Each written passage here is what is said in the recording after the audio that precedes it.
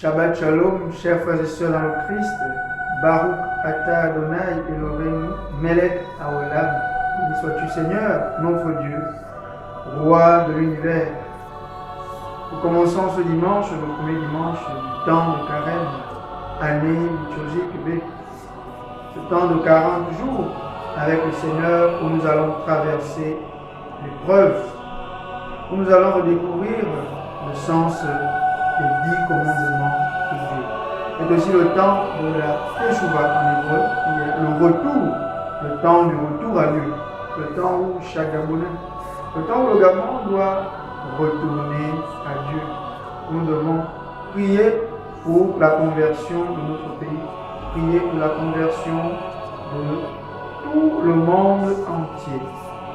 Nous allons de ce fait parcourir les textes de ce dimanche, en commençant par la première lecture qui est tirée du livre de la Genèse, au chapitre 9, les versets 8 à 15. Dieu dit à Noé et à ses fils: voici que moi, j'établis mon alliance avec vous, avec votre descendance après vous, et avec tous les êtres vivants qui sont avec vous. Les oiseaux, le bétail, toutes les bêtes de la terre, tout ce qui est sorti de l'arche. Oui, j'établis mon alliance avec vous. Aucun être de chair ne sera plus détruit par les eaux du déluge. Il n'y aura plus de déluge pour ravager la terre. Dieu dit encore: voici le signe de l'alliance que j'établis entre moi et vous, et avec tous les êtres vivants qui sont avec vous, pour les générations à jamais. Je mets mon arc au milieu des nuages, pour qu'il soit le signe de l'alliance entre moi et la terre. Lorsque je rassemblerai les nuages au-dessus de la terre, et que l'arc apparaîtra au milieu des nuages, je me souviendrai de mon alliance qui est entre moi et vous, et tous les êtres vivants. Les eaux ne se changeront plus en déluge pour détruire tout être de chair. Ce passage du livre de la Genèse est tiré de la tradition sacerdotale. Nous sommes là au temps de l'exil à Babylone, où le peuple d'Israël a côtoyé les Babyloniens. Et ce texte est une réaction à une épopée mésopotamienne. La Mésopotamie, qui aujourd'hui est où on peut situer l'actuel Irak. En effet, la Mésopotamie avait développé une épopée appelée l'épopée d'Atra-Asis, qui stipulait que les dieux avaient créé les hommes pour se débarrasser des corvées. Fatigués de travailler, les dieux avaient créé les hommes à partir du sang d'un dieu égorgé et de la glaise. Ayant créé l'homme avait le devoir de rendre un culte à Dieu. Mais se rendant compte que ce culte était fait de manière à susciter la colère de Dieu. Ce culte était très bruissant. Cela dérangeait la quiétude, le repos des dieux. Les dieux avaient donc décidé de détruire la terre, d'anéantir les êtres humains. Et voilà que l'un des dieux appelé Ea sauvera un homme qui va bâtir un arche. Le mythe ou encore l'épopée d'Atra-Asis veut dire que le châtiment des hommes n'est que le fruit des caprices des dieux. Alors en réaction à cette conception de Dieu, le livre de la Genèse, principalement ce passage, veut nous rappeler que le châtiment de Dieu qui envoie le déluge n'est pas le fruit d'un caprice de Dieu, mais c'est le fruit du mauvais comportement des hommes. Si Dieu châtie les hommes, ce n'est pas pour un simple caprice, mais c'est parce que l'homme est tombé dans l'immoralité. Il ne respectait plus la volonté de Dieu. Dans le châtiment de Dieu qui envoie le déluge, qui est ce grand orage qui inonde la surface de la terre avec les eaux, est le fruit du fait que l'homme est tombé dans l'immoralité. Il s'est détourné du chemin de Dieu. Dieu en envoie le déluge, ne veut pas en quelque sorte détruire l'homme en tant que tel, mais le déluge a pour sens l'éradication du mal de la surface de la terre. Dieu veut une nouvelle création, celle dépouillée de toute personne immorale.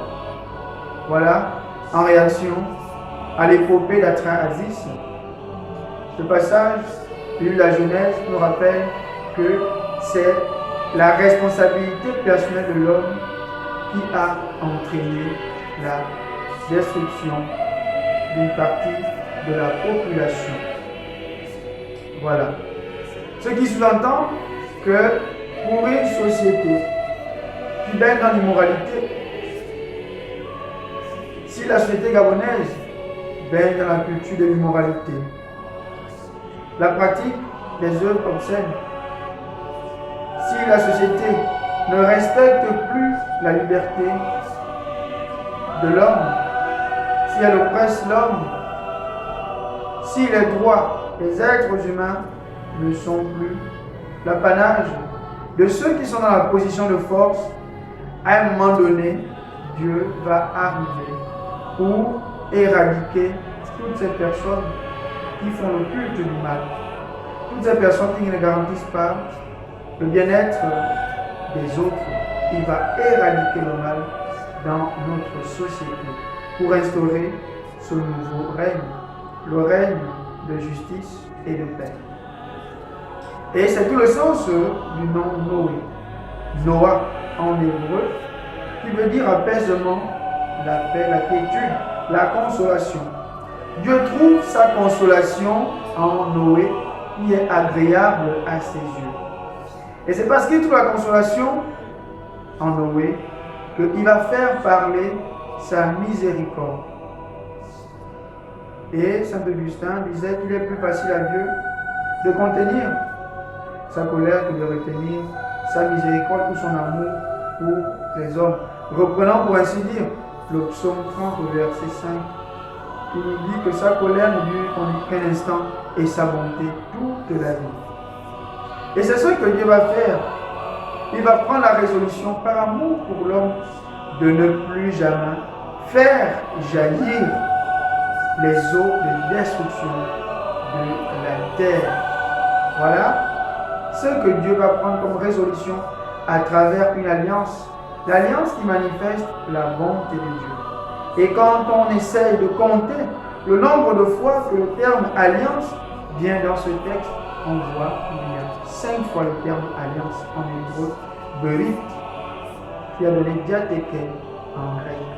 5 fois l'alliance, le terme alliance dans ce passage.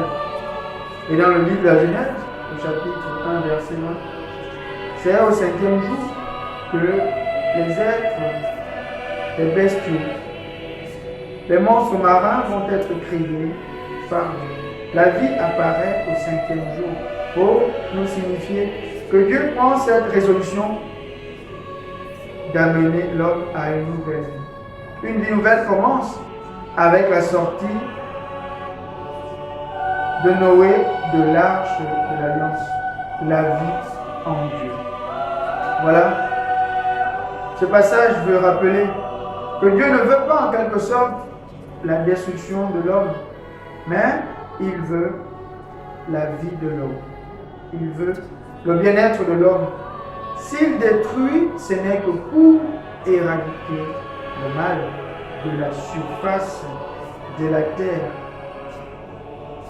Et comme nouvelle résolution dans le sens de l'alliance toujours, Dieu fait jaillir cet arc-en-ciel du ciel qui rappelle le sourire de Dieu après l'orage. Et comme vous pouvez le constater, souvent après un orage ou après une forte pluie, il apparaît l'arc-en-ciel. C'est pour signifier qu'en fait, l'orage dans la conception des hommes de cette époque est le signe de la colère de Dieu. Lorsque la pluie est forte, c'est le signe de la colère de Dieu dans leur mentalité. Et après, lorsqu'apparaît l'arc-en-ciel, c'est pour manifester qu'à côté de la colère, Dieu nous envoie son sourire pour dire que malgré le fait que parfois je peux me fâcher contre l'homme, lorsqu'il fait le mal, je n'oublie pas mon amour pour lui, parce que je l'ai créé à mon image et à ma ressemblance. Je rassure l'homme qu'à côté de ma colère, mon amour pour lui est débordant. C'est cet amour que Dieu vient communiquer à l'homme. Cet amour qui déborde de son cœur et qui veut garantir sa protection. C'est aussi ça, le sang de l'alliance, la protection du puissant sur le faible, de telle manière à ce que le faible se retrouve dans la sécurité totale. Et cette protection s'étend aussi aux êtres, aux animaux, aux autres êtres vivants, pour signifier que dans le cœur de Dieu, autant l'homme, autant l'animal a de la place. Ce qui veut dire que l'homme est amené à avoir une relation d'amour avec les autres êtres vivants, c'est-à-dire les animaux. Il n'est pas appelé à éradiquer de la surface de la terre le règne animal, mais il est appelé à avoir une relation de convivialité entre lui et les êtres animaux. Voilà une dimension écologique qui ressort aussi de ce texte, rappelant que la charge de l'homme est celle de cultiver la terre et de la garder. Ce n'est pas exploiter la terre de telle manière à ce qu'elle soit détériorée. De ne pas exploiter les animaux de telle manière à ce que l'espèce animale disparaisse. Car nous tous, nous participons à la chaîne de l'humanité, à la chaîne qui garantit le bien-être de l'écosystème. Et lorsqu'un élément est enlevé ou éradiqué, c'est tout le règne animal qui est bouleversé.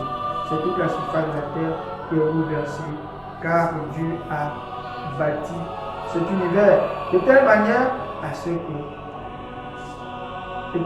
ce que chaque chose trouve sa place dans la chaîne de l'humanité. Travaillons donc à la promotion du bien-être et souvenons-nous toujours que si Dieu nous châtie, ce n'est pas parce qu'il ne nous aime pas, mais c'est parce qu'il nous aime. C'est pourquoi il nous châtie. Il nous châtie pour notre bien-être. Deuxième lecture de la première lettre de Saint Pierre, apôtre, chapitre 3, versets 18 à 22. Bien-aimés, le Christ lui aussi a souffert pour les péchés, une seule fois. Lui, le juste pour les injustes, afin de vous introduire devant Dieu. Il a été mis à mort dans la chair, mais vivifié dans l'esprit. C'est en lui qu'il est parti proclamer son message aux esprits qui étaient en captivité Ceux-ci jadis avaient refusé d'obéir au temps où se prolongeait la patience de Dieu, quand Noé construisit l'arche dans laquelle un petit nombre, en tout 8 personnes, furent sauvées à travers l'eau. C'était une figure du baptême qui vous sauve maintenant. Le baptême ne purifie pas de souillure extérieure, mais il est un engagement envers Dieu d'une conscience droite et il sauve par la résurrection de Jésus-Christ, lui qui est à la droite de Dieu. Après s'en être allé au ciel, lui à qui sont soumis les anges ainsi que les souverainetés et les puissances. La première lettre de Saint Pierre apôtre s'adresse aux chrétiens dispersés dans l'Asie mineure. On pourrait situer aujourd'hui dans la zone de l'actuelle Turquie. Ces chrétiens font l'objet du mépris de la part des païens et même traversent des situations de persécution. En rédigeant cette lettre, Pierre veut rappeler à ces derniers que de même que le Christ a connu la souffrance, vous aussi, par votre situation, vous allez passer par les peines et les difficultés que le Christ a subies. Le Christ, lui, dans sa condition d'être créé, qui dans sa condition divine est venu rejoindre l'homme et a subi la passion, nous rappelle que le disciple doit également passer par ces difficultés. Et pour ainsi dire, Jésus ne s'est pas contenté de sauver seulement les êtres humains qui étaient sur la terre. Il est allé jusqu'aux enfers, comme on dit dans le credo. Signifiant ainsi que c'est tout le genre humain. Il est allé jusqu'aux enfers. Il allait sauver même ceux qui étaient des rebelles vis-à-vis de leur rapport à Dieu. Donc le salut que Jésus a apporté a surplanté même les vivants pour aller au séjour des morts, relever tout être humain. Ce qui sous-entend que même pour ceux qui sont morts bien avant l'arrivée de Jésus-Christ, le salut de Dieu les rejoint dans leur condition d'êtres humains. On se pose souvent la question de savoir ceux qui n'ont pas entendu parler de Jésus-Christ, seront-ils sauvés? Auront-ils accès au salut? Voilà que dans ce passage, on trouve la réponse. Eux aussi, ils ont entendu le salut de Dieu. Eux aussi, ils ont reçu le salut que Dieu a apporté en Jésus-Christ. Et c'est ce que le célèbre théologien Karl Rahner appelait les chrétiens anonymes. Ceux qui n'ont pas entendu parler de Jésus, mais qui, par leur situation, d'être morts avant ou d'avoir pratiqué dans leur vie certains bienfaits, eux aussi auront accès au salut. Donc même le mort, même celui qui est parti avant, Jésus a donné sa vie pour toutes ces personnes. Autant ceux qui sont morts avant son arrivée, autant ceux qui se sont rebellés avant l'arrivée de Jésus-Christ. Jésus a donné sa vie pour ces personnes. Et c'est pourquoi nous, par le baptême que nous recevons, comme le rappelle Saint Pierre à ces chrétiens, par le baptême que vous recevez, vous aussi, vous vous engagez à poursuivre l'œuvre de Jésus-Christ. pour vous engager à subir même les persécutions pour le salut de vos frères et sœurs qui sont rebelles à la parole de Dieu. Il ne faut pas penser que le baptême nous purifie de toute souillure et nous sommes exempts de toute épreuve. Non, le baptême est un passage de la mort à la vie, de la souffrance à la vie d'enfant de Dieu. Voilà le passage que Jésus opère. Il souffre en étant solidaire de la condition de l'homme, du genre humain, et il ressort de là pour la vie nouvelle, pour triompher de tout mal. Donc, il amène avec lui toutes les souffrances du genre humain pour amener l'être humain au salut. De même, nous, par notre baptême, nous traversons les difficultés en amenant avec nous toutes les personnes qui souffrent ou toutes les personnes qui sont même rebelles à la parole de Dieu pour les aider à choisir la vie d'enfant de Dieu. C'est pourquoi nous devons toujours intercéder, prier même pour ceux qui sont réfractaires à la parole de Dieu, prier pour ceux qui ne veulent même pas entendre parler de Dieu. Parce que même pour ces derniers, Dieu a versé son sang. Il a versé son sang pour nous tous. Il ne faut pas se dire qu'en étant baptisé, l'épreuve est finie. Fini les difficultés, fini les situations difficiles. Être baptisé, c'est s'engager. Donc, c'est savoir que je vais passer par les épreuves. C'est savoir que dans la société, je pourrais être rejeté par ceux qui se comportent en ennemi du Christ, en ennemi de la parole de Dieu. Mais mon devoir, c'est de prier pour ces derniers, de prier même pour nos ennemis. Voilà ce que Pierre rappelle aux chrétiens de la diaspora dispersés dans toute l'Asie mineure. Vous avez reçu la parole de Dieu, vous avez reçu le don de Dieu, mais cela ne vous épargne pas des difficultés, des souffrances que vous allez subir. Car choisir de servir le Christ, c'est se préparer à vivre l'épreuve pour entrer dans la vie nouvelle d'enfant de Dieu, comme le Christ l'a fait en entrant à la droite de Dieu, c'est-à-dire en prenant possession de la plénitude du pouvoir.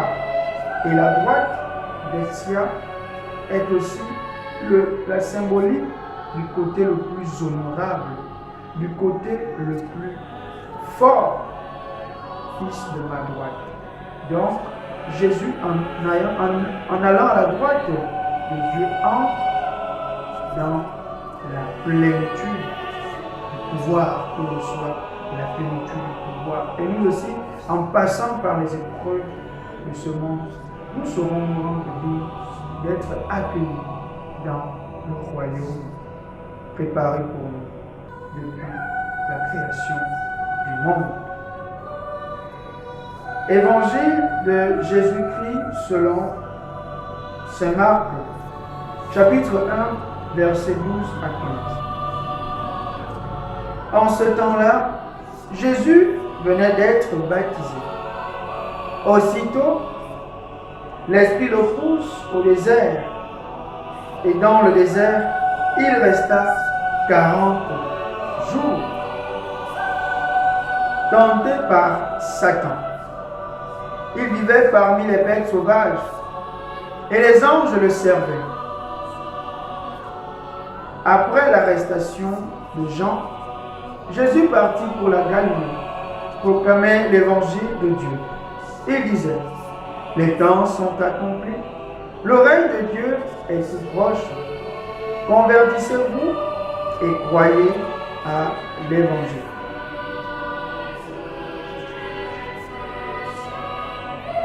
Jésus vient de recevoir le baptême.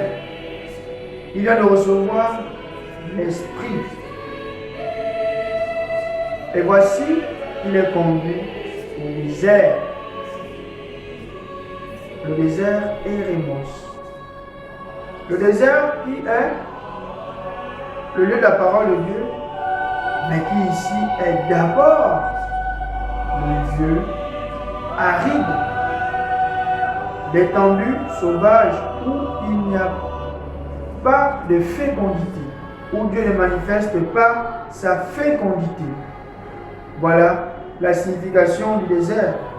Le désert est aussi le lieu où l'on dit que vivaient les esprits démoniaques. D'ailleurs, le livre du Lévitique au chapitre 16, le verset 10 et suivant, nous parle du désert comme le lieu où habite Azazel, qui est un démon.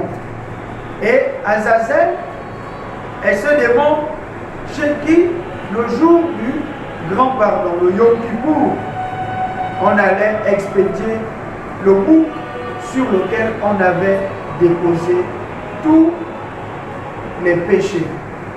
Qu'est-ce qui se passait? Alors, le grand prêtre, le jour du grand pardon, prenait un bouc sur lequel il chargeait tous les péchés du peuple. Et il y avait un homme fort qui était chargé de tirer le bouc et de le précipiter au désert pour qu'il soit jeté chez Azazel, afin que tous les maux, toutes les malchances, toutes les mauvaises choses du peuple soient dépouillées, soient balancées dans le désert. Dans le désert est le lieu du mal. C'est le lieu des difficultés, le lieu de l'insécurité, le lieu où il y a des serpents à la morsure violente. Voilà l'endroit où Jésus est poussé. Si Jésus est poussé à cet endroit, c'est que c'est l'endroit des épreuves. Et on se souvient que le peuple d'Israël a traversé le désert. Mais le peuple d'Israël, en traversant le désert, a chuté. Ce peuple est tombé. Il a récriminé contre Dieu. Il a récriminé contre celui qui les conduisait, celui qui était l'intermédiaire entre Dieu et son peuple, c'est-à-dire Moïse. Il s'est rebellé contre Dieu. Jésus, en passant par le désert, passe par toutes les difficultés de la vie humaine, toutes les difficultés que l'homme vit au quotidien. Jésus, en passant par le désert, passe par toutes les difficultés que le peuple d'Israël a subies dans le désert. Il passe par toutes les difficultés que ce peuple a subies et dont il ne s'est pas montré digne, parce que ces épreuves, il ne les a pas surmontées. Il a failli, ce peuple a failli devant les épreuves. Et c'est donc dans ce désert où il y a le démon que Jésus va rencontrer, qui Satan. Et il va être tenté par Satan. Et le terme tenté est plus spécifique dans le texte grec qui parle de peirazomènos. C'est-à-dire que Satan vis-à-vis de Jésus s'est comporté en adversaire. Donc, c'est-à-dire tenté. C'est-à-dire il a agi en adversaire de. Voilà. C'est-à-dire il a agi en adversaire de Jésus. Voilà comment Satan s'est comporté vis-à-vis de Jésus. Être l'adversaire de. Voilà comment Satan s'est comporté en ennemi de Jésus. Vous comprenez que toutes les fois où quelqu'un agit en adversaire d'un frère, il se comporte, il devient Satan. Satan, ce n'est pas seulement cette entité diabolique dont on dit qu'elle existe et qui amène les mauvaises choses aux êtres humains, c'est aussi toutes les personnes qui se comportent en adversaire des autres pour empêcher à ces derniers d'accomplir la mission que Dieu lui a donnée. Donc chaque fois que quelqu'un agit contre la mission de Dieu, il se comporte en Satan. Et on pourrait dire, dans notre société gabonaise, ou encore dans les autres sociétés, chaque fois que nos frères et sœurs, chaque fois que ceux qui sont en position de force agissent en adversaire du bien-être social des Gabonais, ils sont des Satans pour les Gabonais. Chaque fois que dans toute société, quelqu'un agit en adversaire, il empêche le bien commun, il empêche la cohésion sociale, il empêche la liberté qui est un droit fondamental que l'on doit réserver à toute personne parce qu'elle est innée, c'est même un droit divin. Nous sommes créés libres chaque fois que la liberté des personnes est bafouée, chaque fois que l'être humain est comprimé et qu'il sent que son bien-être n'est pas garanti, cette personne agit en Satan. Et d'ailleurs, dans Matthieu, le chapitre 16, Jésus qui annonce sa passion, que le Fils de l'homme va souffrir. Pierre dit que Dieu t'en préserve. Et Jésus réagit en disant, arrière de moi, Satan. Tes pensées ne sont pas celles de Dieu. Mais là, tu agis en homme. Donc, chaque fois que quelqu'un va à l'encontre de la volonté de Dieu, il agit en Satan. Le Satan, ce n'est pas seulement cet être dont on dit qu'il s'oppose à l'homme, mais c'est toute personne qui va à l'encontre du bien-être ou de la volonté de Dieu. Donc Jésus est envoyé pour accomplir le dessein de Dieu. Mais le fait qu'il est tenté par Satan, ça sous-entend que Satan veut empêcher le règne de Dieu de se réaliser, la mission de Dieu de se réaliser.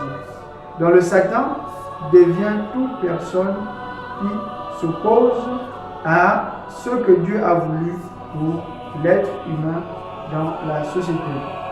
Si on ramène à notre contexte gabonais, notre contexte social, on comprend que chaque fois que l'homme agit contrairement à ce que Dieu attend de tout un chacun, il fait ce que Dieu ne veut pas. Par exemple, si le bien commun de tous les Gabonais n'est pas respecté, à ce moment donné, ça devient constitue des Satans pour leurs frères.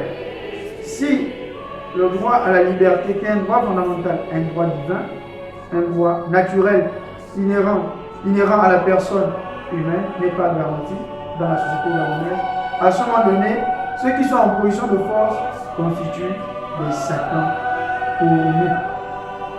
Mais Jésus, il triomphe de Satan. Et c'est tout le sens de ce qui est dit après. Il vivait au milieu des bêtes sauvages. Si vous allez en forêt, ou si vous allez à un endroit des bêtes sauvages, une bête qui a faim, son premier réflexe, c'est de vous dévorer, de vous manger, de vous happer. Mais Jésus vit parmi cette bête sauvage. Ce qui sous-entend que l'hostilité qu'il y a entre la bête et l'être humain est anéantie.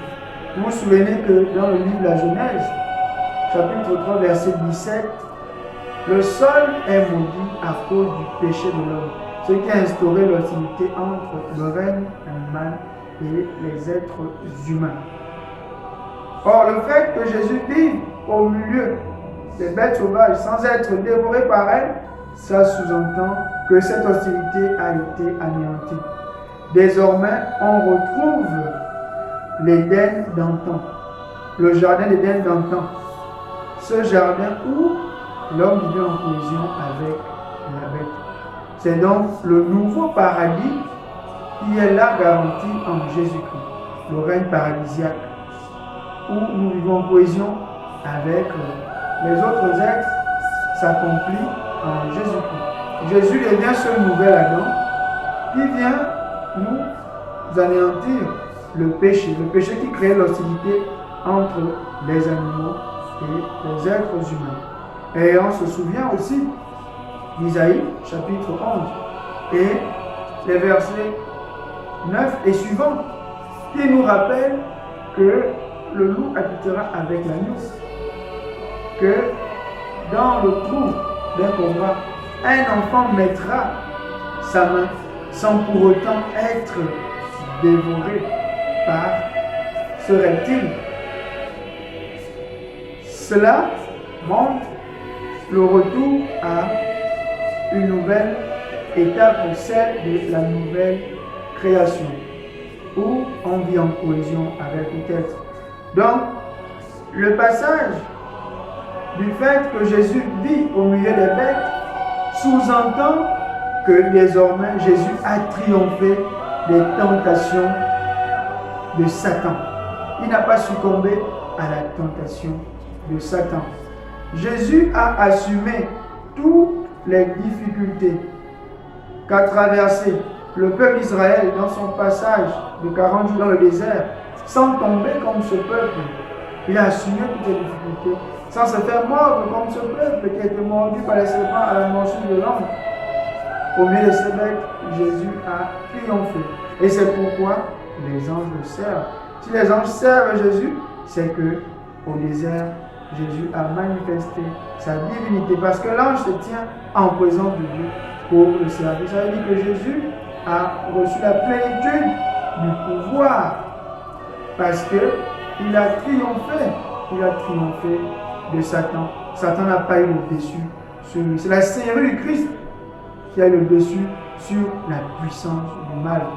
Donc, par ce fait, on voit déjà la préfiguration du règne que Jésus vient établir, le royaume de Dieu au milieu des hommes, où le péché est détruit, le péché est anéanti à sa racine. Et c'est pourquoi, en sortant de cette étape désert, Jésus va annoncer la bonne nouvelle de l'évangile à Galilée. À Galilée, qui est le lieu où il y avait plus d'étrangers. Et Marc qui écrit s'adresse aux chrétiens de Rome, dont la majorité sont des païens, pour signifier que le paradis que Jésus apporte par le triomphe sur les puissances du mal, ce paradis n'est pas réservé aux Juifs. Ce paradis est aussi réservé à vous qui avez adhéré à la foi en Jésus-Christ. Du coup, les difficultés que vous traversez, la persécution que vous vivez à Rome, n'aura pas le dernier mot sur vous, parce que vous êtes vainqueurs par la puissance du règne que Dieu est venu établir. Mais l'attitude qu'il faut avoir, c'est d'adhérer au projet de Dieu par la conversion, par son retour à Dieu, la teshuva, par la métanoïa, ce retournement de notre comportement où nous retournons à Dieu en abandonnant toutes les mauvaises choses. Et c'est ce qu'on pourrait demander aujourd'hui pour notre société gabonaise, où on constate qu'il y a beaucoup la dévoration des mœurs, où la liberté de l'homme n'est plus garantie, où les dignités des personnes humaines sont bafouées. Le temps de carême devient pour nous le temps où on renoue à nouveau avec nos amours, avec ce Dieu qui nous a sauvés. Il est temps de retourner à Dieu. Il est temps de changer de vie pour bénéficier des bienfaits de Dieu. Que le Seigneur nous donne la grâce en ce temps de carême de retourner à lui et de quitter les mauvaises œuvres de la terre. Shabbat Shalom à tous. Bon week-end à tous. Anarmu, Veyachad, Badonai. Nous sommes ensemble dans le Seigneur. Bon dimanche.